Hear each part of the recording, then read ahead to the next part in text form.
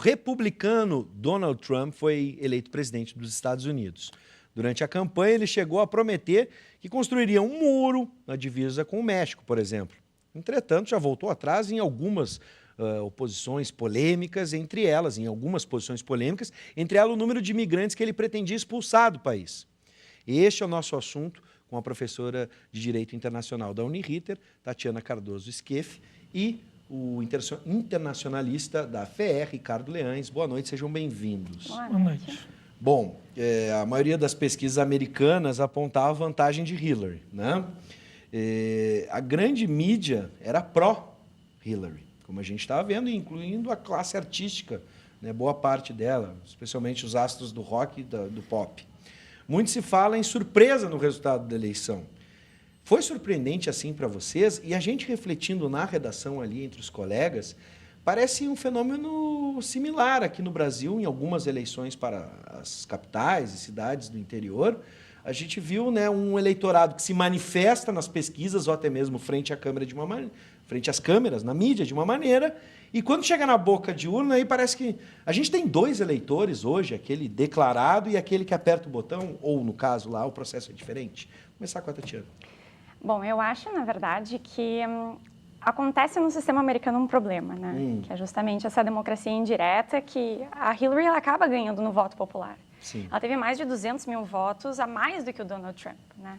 Então é engraçado, porque mesmo ganhando, o Wisconsin acabou sendo o estado que deu a vitória para o Trump no colégio eleitoral. Mas o que apontam, na verdade, os analistas é que muitas das pesquisas estavam sendo feitas antes das eleições acabavam levando a uma vitória da Hillary Clinton. Sim. O que fez com que vários democratas, inclusive, não saíssem de casa para votar. Lá não é obrigatório. Lá não é obrigatório. E observa que se a gente for comparar, por exemplo, o número de eleitores entre as eleições agora de 2016 e de 2012, a gente vai notar que cerca de 10 milhões de americanos, de certa forma, votaram a menos no número de democratas plausíveis assim, para realizar a eleição do que agora nessa última.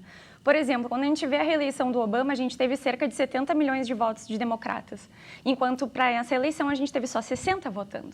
Pois é, mas desculpa te interromper, mas eu fico pensando, muito se diz que os democratas são mais politizados do que alguns republicanos, especialmente daquela região, né, do campo americano, bem do meio, né, que eles chamam do mid. Não é estranho isso? Se a gente for comparar, por exemplo, os números de republicanos, a gente vai notar que o Romney, em relação ao Trump agora, ele só teve 1 milhão de votos a menos, né, de republicanos. Mas essa parte central dos Estados Unidos, ali, aquele corredor industrial, né, que tem os 5 grandes estados, Ohio, Wisconsin, Michigan, acabaram tendo uma grande influência nessas eleições, né? Michigan, que era um grande centro democrata, que acabou nessas eleições virando, no caso, em favor do Trump, dos republicanos. O que é bem engraçado, né? Mas eu acredito que não seja uma questão de um eleitor nas urnas e um eleitor que faz, no caso, essas chamadas, né? Enfim. Só que o engraçado é que chega na hora H, os democratas acabam não indo votar, justamente porque eles achavam que a vitória, de certa forma, já estaria ganha. Nesse caso aí, eu já vou pegar o gancho e passar para o Ricardo. No caso dos democratas, não haveria também uma certa decepção pelo Bernie não ter ido, e que para muitos democratas, assim como há uma rejeição dentro do Partido Republicano a Trump, também há uma rejeição dentro dos democratas a Hillary. Isso é fundamental. Eu acredito que a Tatiana considerou vários pontos que são realmente muito relevantes para explicar por que muita gente se surpreendeu com a vitória do Trump, mas eu particularmente não me surpreendi pelo seguinte: a rejeição a Hillary Clinton era muito grande. Ela era um pouquinho inferior à do Donald Trump, mas ainda assim era muito grande. 2/3 dos americanos não consideram a Hillary Clinton uma pessoa confiável. Isso não apenas pelo caso dos e-mails, mas por toda a estrutura da Fundação Clinton, que tem relações escusas com empresas, com governos estrangeiros, muitas vezes ditaduras no Oriente Médio. Então, ela tinha uma rejeição muito grande. Mais do que isso, o que a gente observa nos últimos anos é que, embora haja crescimento econômico nos Estados Unidos, embora o desemprego esteja muito baixo, a renda da população está estagnada. Todo o crescimento está indo para 1% mais rico. Então, essa população que está, sobretudo, nessa região do meio oeste, que era a região de antigas indústrias, a região da indústria automobilística, ela está cada vez mais empobrecida. A desigualdade está aumentando e a mobilidade social está diminuindo. Então, esses eleitores que tradicionalmente votavam no Partido Democrata, agora eles estão se sentindo traídos. E estão se sentindo traídos porque o Partido Democrata, em grande medida, ele abandonou a sua tradicional pauta de defesa dos trabalhadores e passou a defender muito mais os interesses de alguns setores corporativos. Os democratas também defendem entusiasticamente os acordos de livre comércio, que são percebidos dentro dos Estados Unidos como apenas uma fonte de perda de emprego e de perda de renda para a população norte-americana. Então, a Hillary, por exemplo, ela nem chegou aí em Wisconsin, ela não chegou aí em Michigan. Aí não é surpreendente se a gente olha para todos esses fatores. E a Tatiana tocou num ponto fundamental. O Donald Trump fez uma votação muito semelhante à do Mitt Romney na última eleição. O que mudou foi que os democratas deixaram de votar. Sim. E o ponto é, em 2008, o Obama foi eleito com a plataforma de mudança. O Obama foi eleito querendo ser um novo Franklin Delano Roosevelt.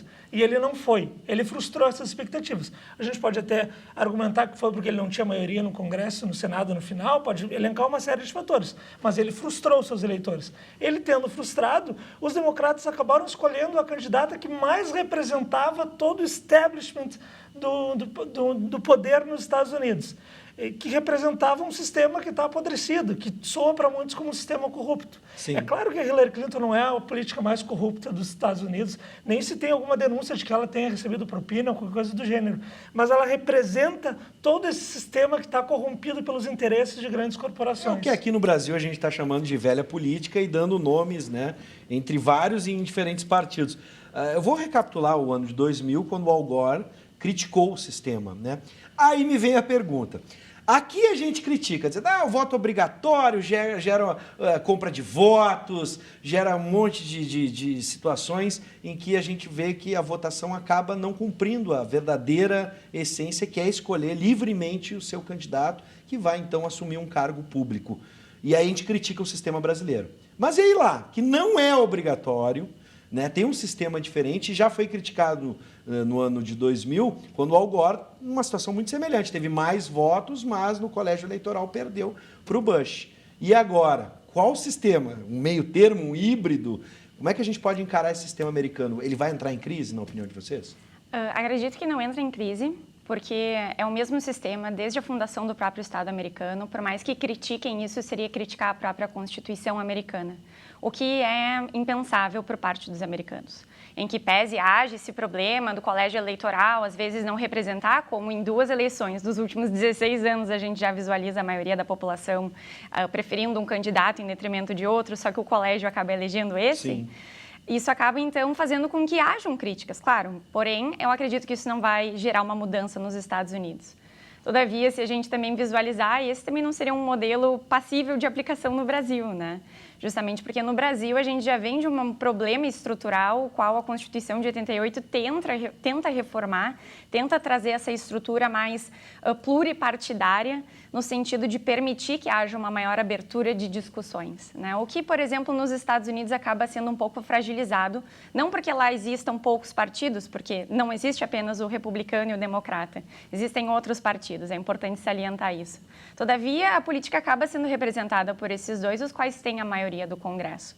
Agora, aqui no Brasil, essa pluralidade também enfrenta as próprias críticas, né? Talvez ser, digamos, muito plural seja ruim, mas também ter poucos partidos também pode representar um problema.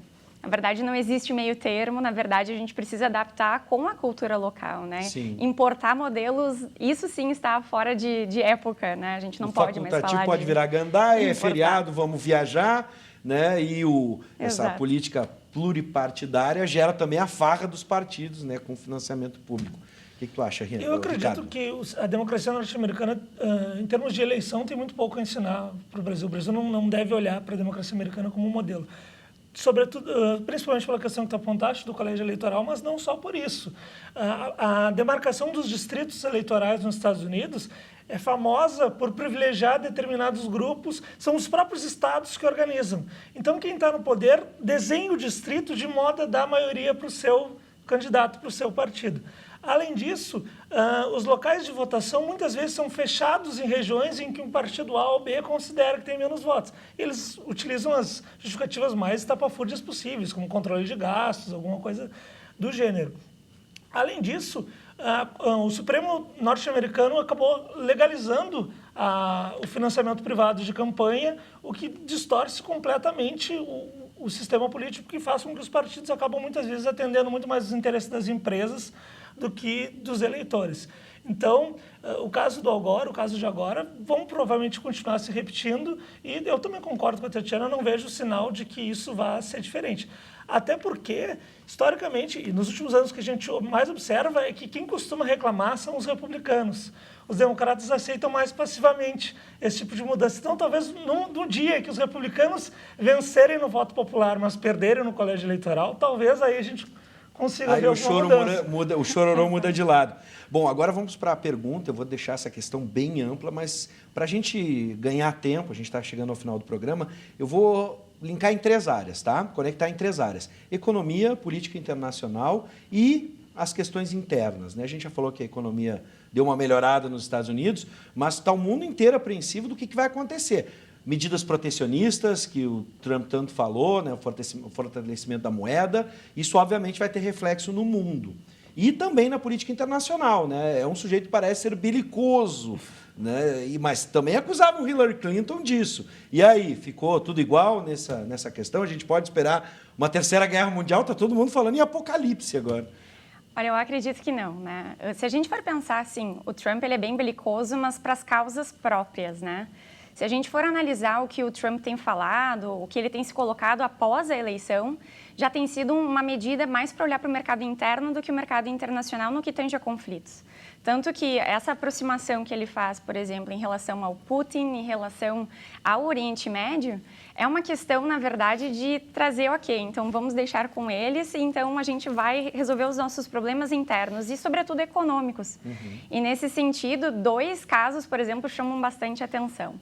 O primeiro deles é a crítica que o Trump faz em relação ao NAFTA, dizendo que a criação do NAFTA, desse bloco envolvendo México, Estados Unidos e Canadá, ele é prejudicial aos Estados Unidos, em razão da maioria das empresas, como a própria Ford, acaba transferindo as suas empresas, as suas indústrias para o México, em razão, obviamente, do valor gasto com os empregados, porque é muito mais baixo no México do que em relação aos Estados Unidos, o que, nesse quesito, pode acabar gerando depois um impacto para o Brasil, porque se ele vem a questionar, por exemplo, o NAFTA, o que ele diz nas eleições que ele pode realizar e agora ele ainda mantém, pode acabar gerando um impacto justamente no acordo que o Brasil tem com o México de autopeças. Sim. Né? Então, por exemplo, esse impacto pode acabar gerando consequências para o Brasil, o que indiretamente é ruim para nós. E um segundo impacto que eu diria que também é negativo é em relação à própria China, o questionamento que ele faz em relação à desvalorização da moeda chinesa, que é um problema que atinge o mundo inteiro, não é só os Estados Unidos, né? Atinge também o Brasil. Só que o problema é que se ele fecha, por exemplo, o mercado para a China ou impõe mais impostos aos produtos chineses, o que acontece? Acontece que esses produtos fabricados eles vão precisar encontrar outros consumidores. E a gente pode acabar vendo, por exemplo, uma grande enxurrada de produtos chineses no Brasil. Ah, tá, quase nem tem. Bom, deixa eu passar, porque o programa está acabando, eu quero reservar uns 2 minutos para o Ricardo falar. O que a mais do que a Tatiana falou a gente pode acrescentar? Tudo que a gente possa especular em relação ao governo Trump ainda é muito incipiente por 2 motivos. Primeiro, Trump é um camaleão. Ele, ao longo da campanha, disse e desdisse muitas coisas, foi e voltou atrás em relação a vários pontos. Ele não é um político tradicional, muito pelo contrário. Ele até apoiou a candidatura da Hillary Clinton à presidência em 2008 contra o Obama. E mudou sua posição em relação a vários temas. É possível, como o Congresso é dominado por republicanos e ele não tem uma força política própria, pelo contrário, o interesse dele em se tornar político parece muito mais pessoal, é possível que, conforme o tempo for passando, como já há alguns indícios, ele vá absorvendo cada vez mais uma pauta tradicional dos republicanos e vá governando muito mais dos princípios tradicionais dos republicanos do que efetivamente ele demonstrou durante a campanha. Ele não parece ser uma pessoa ideologicamente motivada. Os interesses dele parecem ser mais pessoais. Ele queria se tornar presidente, sempre foi um empresário de sucesso e tudo mais, mas ao mesmo tempo ele sabe que ele não vai governar sozinho e ele não tem nem condições. No fundo, ele se reconhece que não tem condições de governar sozinho. Então é provável que ele se cerque de pessoas que já têm alguma experiência no poder e é provável que essas pessoas sejam republicanas. Nesse sentido, seria de esperar, eu apostaria pelo menos, que o seu governo vai ter uma tendência mais próxima do que foram os governos republicanos e não tanto o que ele argumentou durante a campanha. Vamos fazer o seguinte, ó, o programa infelizmente acabou, já agradecendo a sua audiência aí de casa, obrigado para os nossos convidados, o tempo foi escasso hoje, só que como a gente ainda tem uma interrogação muito grande para o que vai acontecer, vamos combinar uma conversa já para janeiro de 2017, vendo o que vai acontecer com a posse. Posso contar com a presença de vocês? Com certeza. Assim que der, a gente já senta em janeiro, fevereiro para conversar e ver o que realmente vai acontecer. Tá bom? Certo. Pelo menos ter alguma ideia.